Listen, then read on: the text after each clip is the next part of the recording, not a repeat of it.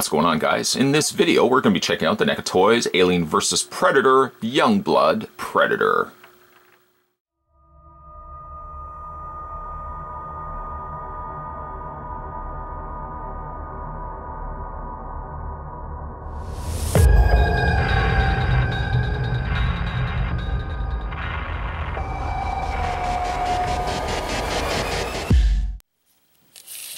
Grabbing the old tape measure, Youngblood Predator stands at a whopping 9 inches tall. That would be from the bottom of his feet to the top of the crown of his helmet.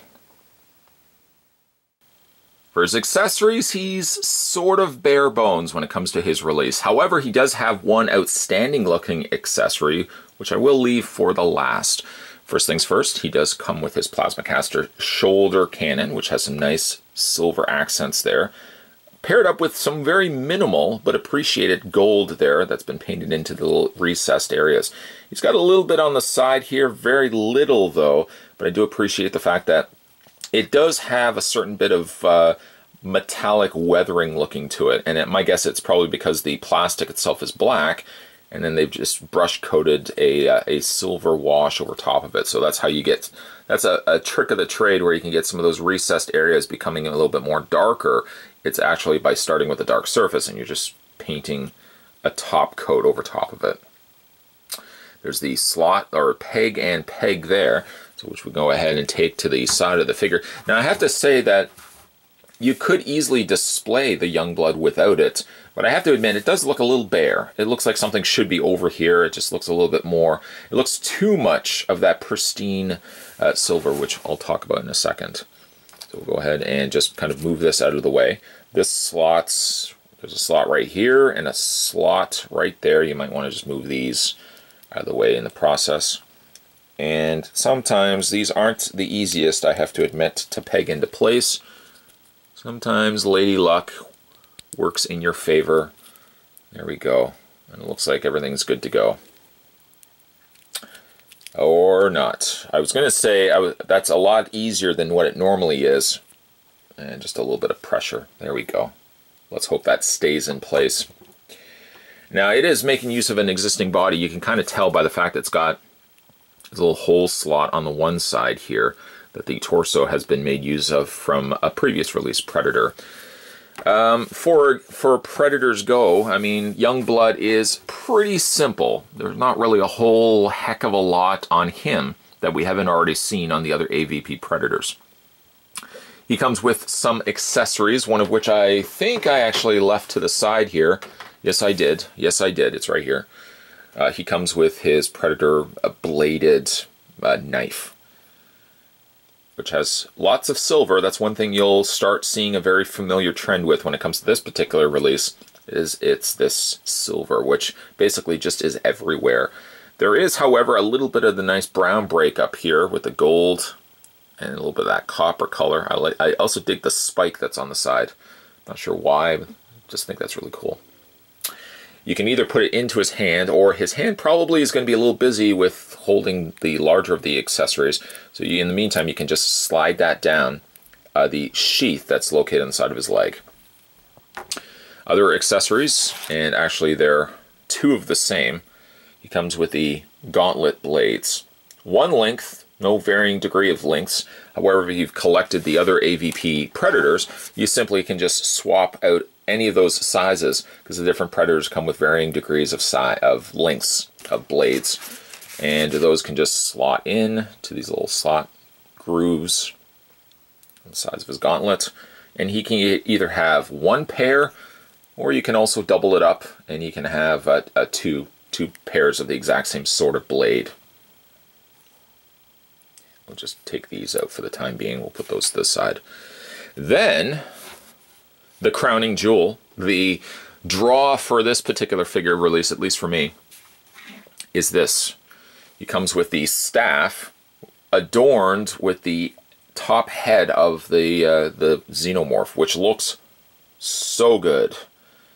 Love certainly the design on the xenomorph's head, and the paint, having it really that shiny black, really showcases it quite nicely. And just because it is actually a top of his spear doesn't make any bit less a detailed figure to the other. If it was just a standalone xenomorph, it would just be as detailed as it is here. It makes me almost think that they made use of an existing xenomorph head and simply just resculpted the bottom here to have the alien's entrails and all its severed remains trickling down the actual blade. The blade protrudes from the top, which you can see a nice big open gash hole there. And again, that's where it attaches from the bottom. I do have to come clean though. I have to be honest about something. Mine actually broke. You could probably see by there's a slight darker color right here. I ended up having to glue it. Taking it out of the package, this staff is already really fragile, but the fact that you've got such a large, dense amount of plastic on the end of it basically guarantees at some point, if you're not careful, yeah, that broke right there, unfortunately. Right there, and I had to glue it. So it seems to be holding perfectly fine now. From a cosmetic standpoint, you barely notice that there's that dark coloring. You could almost just chalk it up to the fact that the spear has that sort of darkness that could probably make sense a little bit at the top there. So it's okay. But really loving the look of this. Now, unfortunately, with really a good design choice of, well, the way it's sculpted, it unfortunately makes some sacrifices, and that's because, well, the spear itself is generally a fairly light accessory. You put something heavy on top of it, it can, well, it clearly will tell you right off the bat, it's going to be a heavy thing for the Predator to hold. And this is the one problem I have with this particular Predator. It's not necessarily the Predator itself, but the fact that his hand, the one and only hand in which he can hold it, is extremely loose. This other hand here is closed, so there's absolutely no way that he can hold it. You could theoretically go to another Predator and simply just find a hand that's open, because I'm sure you'd be able to find one. Find a hand that's opened, have it on this side, and just swap out the hands. But really, they should have given you right off the bat the option that they could have given you interchangeable hands, that you could have had the hand over here, you could have had the spear going over here, a couple of different options you could have gone with. But what I wanted to talk about, though, as I just pry the fingers open slightly just to fit this through, is the fact that he does hold the spear, but as you can see, because the spear is so top heavy, the hand just can't sustain, cannot hold the spear up on its own. If the spear was slightly longer, you could theoretically have it where the spear could just be supported by the base, by the surface of wherever you're standing the figure upright. Now, at the beginning of this review, I had the spear completely extended. And what I sort of did to cheat on that was I brought the arm completely up, I bent the elbow, and then what I did was I found a little area of his, kind of like his little belt, like that little armor flap is perfect for this. You just kind of take that and not even so much slot it, but you can kind of brace the weight of the spear and have it sitting inside that little belt flap. And by doing that, you can easily get him to hold the spear. Even though the hand is still going to be loose, it holds the spear perfectly fine. So that might be an option for a couple of collectors. Or you could also go the route of trying to add some nail polish or something like that to the ball joint to try to stiffen up so that the hand holds it from, you know, the weight of the spear. But this is a good alternative, especially if you want to have the arm straight up. It definitely looks quite good having it displayed like that. That all being said, we haven't even really discussed the Youngblood Predator. Let's have a look at him right now. Now again, there's really not a whole heck of a lot on this one that screams brand new. You know, with the AVP designs, the Yujas, the Predators themselves, all kind of had a very pristined armor. They all kind of had the same sort of armor treatment. There was variations, of course, to the masks, but the armor itself stayed relatively simple. With Youngblood here, what you're getting is a lot of pristine silver. There's very little additional washes or additional colors added to any of the appliances that are adding over top of the existing torsos. So what you see really with the head in this very shiny light silver, basically makes appearances everywhere else there's armor on his body.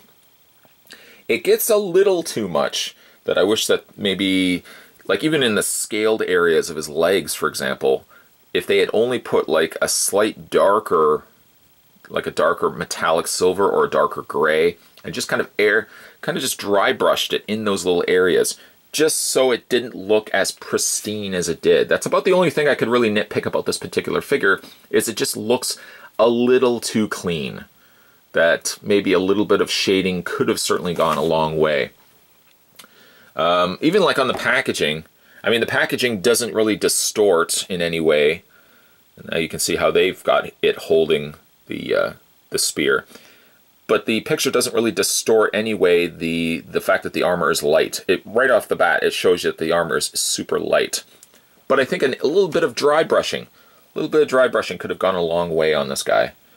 Other than that, it's your tried and true go-to for Predator figures. I think it actually looks quite good if you like the AVP design.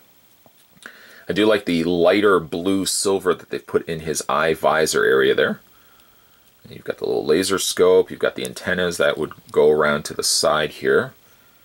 Again, there's not really too much different about the other one that, well, we haven't already seen before. The gauntlets look like they are removable. They simply are not. It's just the way that they're tooled so that the bottom half has been used before. They simply have just sculpted this appliance and attached it over top. You got some skulls going there around the necklace. We've seen these lots of times before. And really, even though I'm not selling this all that well by just saying that the armor is a little too pristine, in no way really should it be perceived that I'm taking anything away from the figure. The figure looks great, but it just needs some extra oomph. It almost comes across to me like it's unfinished, and that's the bad choice of word to be using. I don't want to say it's unfinished. It does obviously have a finished look to it, but it really could have used just a little bit of extra oomph, I think, going for it. Poseability on this guy, let's go through that together. His head does rotate left and right, up and down, of course. Any collectors of Predators know you rotate the head sometimes too much, you can knock that shoulder cannon right off. So if this is something that you permanently want to keep in place, a little bit of glue, I'm not ashamed to admit, a little bit of glue could go a long way of permanently keeping this in place. Shoulders hinge outward, as well as a forward and back rotation on the arms. There goes all the more reason. I might add a little bit of glue, get that going on there. A bend at the elbow. He has a rotation in the bicep. He has a rotation in the very, very loose hands. He has the upper torso ball joint, as well as a split on the legs. You can kind of see how, as well, the side plates of his armor do a pretty good enough job of staying out of the way. They've kept these loose so that it kind of goes with the figure, and as you're moving the leg, it doesn't block it, doesn't prevent it from any sort of additional poseability. Forward and back motion on the legs. Of course, you got your double hinge on your knee. And finally, you've got the ball joint going on in the foot. A couple pegs, holes on the undersides of the feet. Even though it doesn't come with a display stand, it could certainly accommodate one if you have it. The NECA Toys AVP Youngblood Predator actually turned out to be a pretty decent enough figure. The only thing I could really nitpick about it is that it seems to rely so much on other of the Predator releases, where you could get the interchangeable hands going, some additional options for the blades, that I feel like they should almost cater each figure as if it could have its own interchangeable options. Certainly a different swap out of that particular hand would have gone a long way. I like the spear. It's a little more cumbersome, unfortunately, for him to properly hold it, as the wrist tends to get, at least on mine, really loose. I like the silver on it, but I feel like it's almost a little too much, that perhaps a darker, maybe airbrush or dark dry wash to it could have maybe brought some more details out and didn't rely so much on that very light silver to get the point across. Still a great looking figure, and obviously a good accompanying piece if you already have the AVP other Predator figures that NECA has also produced. Again, today we were having a look at the AVP Youngblood Predator. If you like this video, certainly hit it with a like down below. And if you haven't had a chance to subscribe to this channel, hit that little subscribe button down below and you won't miss future videos coming onto this channel. If you also specifically want to check out more AVP videos, well, there's a playlist on this channel as well that you can go back to older videos and watch in your viewing pleasure. As always, guys, thanks for watching as you always do. I'll see you next time.